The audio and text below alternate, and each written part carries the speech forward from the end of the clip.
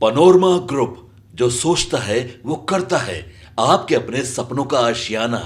बिहार में जहां हाईवेज में लगभग 26,000 करोड़ देने का काम किया, उसी तरह देश के यशस्वी प्रधानमंत्री जी के नेतृत्व में 21,000 करोड़ रुपया के 2400 मेगावाट प्लांट लगाने का काम जो भागलपुर के इलाके में होगा, पीरपैंती के इलाके में होगा, इसको भी स्वीकृति देने का काम किया। नमस्कार, आप देख रहे हैं सिटी पोस्ट लाइव और मैं हूं आपके साथ हर्षिता प्रताप सिंह। आज भाजपा द्वारा प्रेस वार्ता का आयोजन किया गया, जिसमें बिहार के डिप्टी सीएम और भाजपा के प्रदेश अध्यक्ष सम्राट चौधरी ने बड़ी बड़ी घोषणाएं की। जैसा कि आप जानते हैं, बजट सत्र में वित्त मंत्री निर्मला सीतारमण द्वारा बिहार को हजारों करोड़ की सौगात दी गई है, जिसको लेकर सम्राट चौधरी आज बात करते नजर आए। उन्होंने बताया किस तरीके से केंद्र सरकार से जो स्पेशल पैकेज बिहार को दिया जा रहा है, उसका इस्तेमाल किस तरीके से जन कल्याण के लिए किया जाएगा। साथ ही साथ कांग्रेस और राजद पर भी जमकर निशाना साधा। कांग्रेस और राजद को विकास विरोधी बताते नजर आए, तो वहीं राजद को लेकर कहा कि ये लोग केवल ट्विटर से हमला करना जानते हैं। कहीं ना कहीं उनका इशारा तेजस्वी यादव की ओर था। तो वहीं दूसरी ओर राबड़ी देवी पर भी जमकर निशाना साधते हुए कहा कि जब केंद्र से 4,000 करोड़ बिहार को दिए गए थे, उसका इस्तेमाल ये लोग कर नहीं पाए। पेपर लीक को लेकर भी नया कानून बनाया जा रहा है, इसका भी ये लोग विरोध कर रहे हैं, क्योंकि ये लोग विकास विरोधी हैं। तमाम मुद्दों को लेकर जमकर विपक्ष पर निशाना साधते हुए क्या कुछ कह रहे थे सम्राट चौधरी, हम आपको छोड़े जाते हैं उनकी बातों के साथ।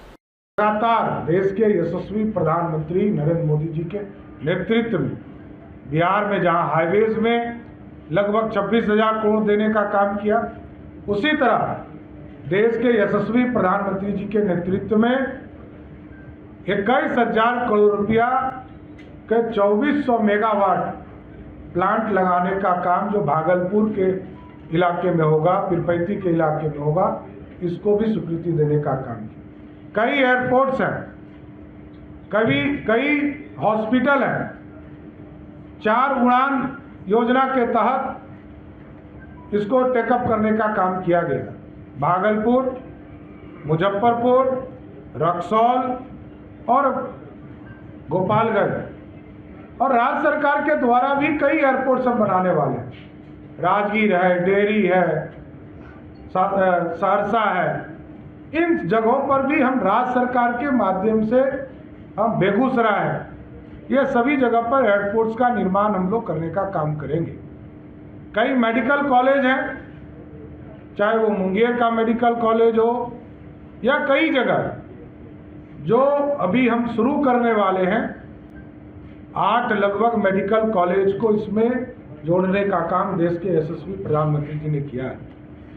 लेकिन स्वाभाविक है, कांग्रेस पार्टी जो विकास विरोधी है, यदि 75 वर्ष से अधिक वर्ष हो रहे हैं देश की आज़ादी का, उसमें से 55 वर्षों तक सिर्फ कांग्रेस पार्टी ने राज किया।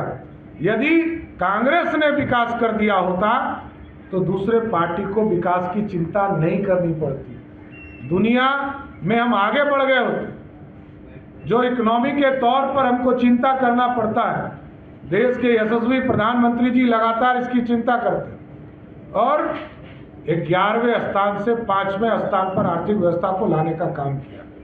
इसलिए कई चीज़ें अभी और हम लोगों को काम करना है। खासकर मैं देश के यशस्वी प्रधानमंत्री जी को धन्यवाद देता हूं कि 10 लाख करोड़ रुपया इस देश के इंफ्रास्ट्रक्चर, अर्बन इंफ्रास्ट्रक्चर को विकसित करने के लिए दिया है। 3 लाख हाउसिंग का प्लान, 3 करोड़ हाउसिंग घर बनाने के लिए पूरे देश में व्यवस्था किया गया। तो हम पूरी तरह बिहार के जितने छूटे हुए गरीब हैं, सबको पक्का मकान मिले, इसके लिए देश के यशस्वी प्रधानमंत्री जी और बिहार के लोकप्रिय मुख्यमंत्री नीतीश कुमार जी को भी धन्यवाद देता हूँ कि लगातार सकारात्मक पहल करके इस देश को आगे बढ़ाने का काम कर रहे हैं। और राष्ट्रीय जनता दल कहती है सिर्फ ट्विटर वावा के तौर माध्यम से लोग अपना बयान दे रहे हैं। एक महत्वपूर्ण सदन का सत्र चल रहा है। देश के यशस्वी प्रधानमंत्री नरेंद्र मोदी जी ने बिहार जैसे गरीब राज्य को अपना भरपूर सहयोग देने का काम किया। बिहार जैसे राज्य जो आर्थिक रूप से कमजोर रहे, तो 2017 में जीएसटी की पूरी व्यवस्था खड़ा करके जो आबादी था उसका लाभ बिहार जैसे राज्य को दिया। और देश में जब जब एनडीए की सरकार बनी, चाहे वो सरदे अटल बिहारी वाजपेयी जी की सरकार हो, तब भी विशेष सहायता बिहार को करने का काम किया गया। नरेंद्र मोदी जी की सरकार में 2014-15 में सहयोग करने का काम किया गया। और कल ही आदरणीय वित्त मंत्री आदरणीय श्रीमती निर्मला सीतारमण जी ने देश में जब बजट पेश किया, तो बिहार जैसे आर्थिक रूप से गरीब राज्य को, जहां बाढ़ की हम चिंता करते थे, इस बिहार को 11,500 करोड़ रुपया सिर्फ बाढ़ से सुरक्षा देने का प्रदान किया। इसके साथ साथ पहले से 2 हमारे एक्सप्रेसवे सिल्लीगुड़ी से गोरखपुर तक का और रक्सौल से हल्दिया 2 एक्सप्रेसवे हमारे स्वीकृत थे। कल ही देश के यशस्वी प्रधानमंत्री जी के नेतृत्व में 3 और एक्सप्रेसवे बिहार जैसे राज्य को मिला। बक्सर से लेकर भागलपुर, जो बिहार के बॉर्डर तक पीरपैंती के इलाके तक होगा, उसको एक्सप्रेसवे बनाने का काम किया जाएगा। और इसमें पूरी व्यवस्था की चिंता की जा रही है। ये सिर्फ एक्सप्रेसवे नहीं होगा, ये बिहार के लिए मील का पत्थर साबित होगा।